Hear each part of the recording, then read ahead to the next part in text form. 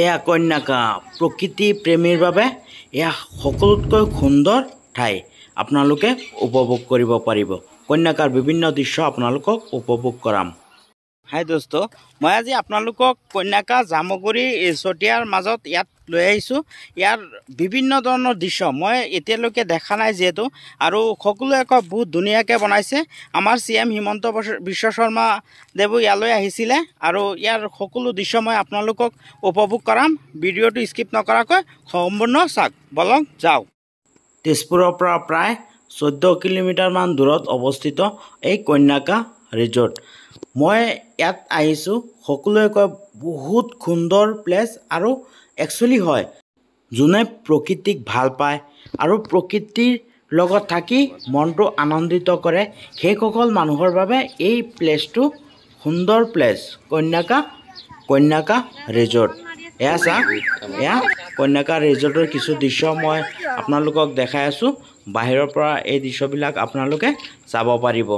এয়া চাওক, বিভিন্ন ধৰণৰ গছ, বিভিন্ন ধৰণৰ ফুল, বিভিন্ন ধৰণৰ ফলৰে ভৰপূৰ এই কন্যাকা ৰিজৰ্ট। আপোনালোকে আহিলে, যদি আপোনালোক সঁচাই প্ৰকৃত প্ৰেমী, তেতিয়া আপোনালোকে ইয়াৰ পৰা যাব নোখোজিব। ইমানে সুন্দৰ, ইমানে প্ৰকৃতিয়ে মানে বেলেগ এটা আকৰ্ষণ কৰি ৰাখিছে এই প্লেচটোত। চাওক কি সুন্দৰ প্লেচ, আপোনালোকে দেখিলে মনটো কিবা ভাল লাগি থাকিব।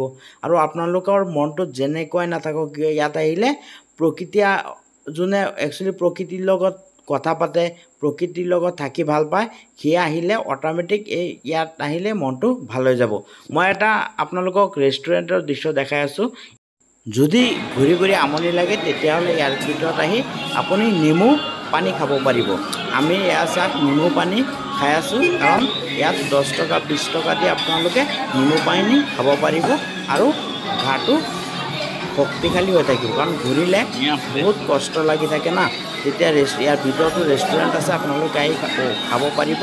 আৰু ইয়াৰ ৰেষ্টুৰেণ্টৰ দৃশ্য কি সুন্দৰ পৰিৱেশ ৰেষ্টুৰেণ্টৰ, এই পৰিৱেশটো মই আপোনালোকক দেখাই আছোঁ। সুন্দৰ পৰিৱেশ ৰেষ্টুৰেণ্টৰ ভিতৰত, আপোনালোকে আহি খাব পাৰিব। আকৌ মই আপোনালোকলৈ আহিলোঁ। ইয়াত সকলো মানুহ বিভিন্ন ঠাইৰ পৰা, অসমৰ বিভিন্ন জিলাৰ পৰা অহা মানুহবিলাক চাওক বিভিন্ন ঠাইৰ পৰা আহিছে, আৰু ইয়াৰ পৰা টিকট কাটি ইয়াৰ ভিতৰত আপোনালোকে যাব পাৰিব। ইয়াত আপোনালোকৰ ইয়াৰ টিকেট কাউণ্টাৰ, ইয়াৰ পৰা আপোনালোকে ভিতৰত সোমাব। ভিতৰত বিভিন্ন ধৰণৰ খেলৰ বস্তু, আপোনালোকে জিৰণি, ইয়াত চাওক মানুহে জিৰণি লৈ আছে, অলপ মনটো ফ্ৰেছ কৰিবৰ কাৰণে বহি আছে, চকী আছে। কি সুন্দৰ দৃশ্য, এয়া চাওক খেলি আছে। ইমান ডাঙৰ ডাঙৰ মানুহবিলাকে ইয়াত আহি খেলি আছে, বহি আছে, কোনোবা ৰেষ্ট লৈ আছে, কোনোবা খেলি আছে। বিভিন্ন মানে আকৰ্ষিত কৰিব পৰা বস্তু এই ৰেষ্টুৰেণ্টৰ ভিতৰতে আছে। কিন্তু ইয়াৰ বাকীখিনিত আপোনালোকৰ টিকট নালাগে, কিন্তু ইয়াৰ ভিতৰত গ'লে আপোনালোকৰ টিকট লাগিব। টিকট কাটি আপোনালোকে ইয়াত বিভিন্ন দৃশ্য আপোনালোক উপভোগ কৰিব পাৰিব। কণী উৎপাদন কেন্দ্ৰ, ইয়াত কণী উৎপাদন কৰে, বিভিন্ন ধৰণৰ মুৰ্গীৰ পৰা ইয়াত চাওক কণী উৎপাদন কৰে, আৰু ইয়াৰ দৃশ্য কি সুন্দৰকৈ থৈ দিছে সাজি। আপোনালোকে ইয়াত আহিলে এই দৃশ্য চাব পাৰিব। বেলেগ মানে এটা আনন্দ দিয়ে ইয়াৰ ভিতৰত আহিলেও।